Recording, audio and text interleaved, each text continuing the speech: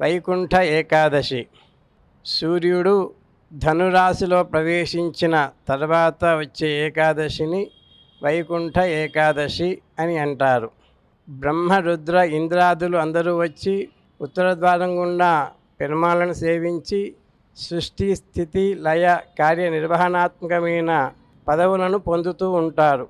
వైకుంఠ పద పూర్వాయాం ఏకాదశ్యాం ద్విజోత్తమాః ఉత్తరద్వారగమనే దేవస్య మధువిద్విషః దుర్లభం సర్వలోకానాం దర్శనం మోక్షదాయకం జన్మరాహిత్యమమలం ప్రాప్నోతి సువినిశ్చయః గరుడారూఢ విష్ణోస్తు సేవా మోక్ష ఫలప్రద అని ఉత్తర ద్వారం గుండా వచ్చేటప్పుడు పెరుమాళను సేవించే ముందు ఈ శ్లోకాన్ని మనం పఠనం చేస్తూ స్వామిని సేవించాలి.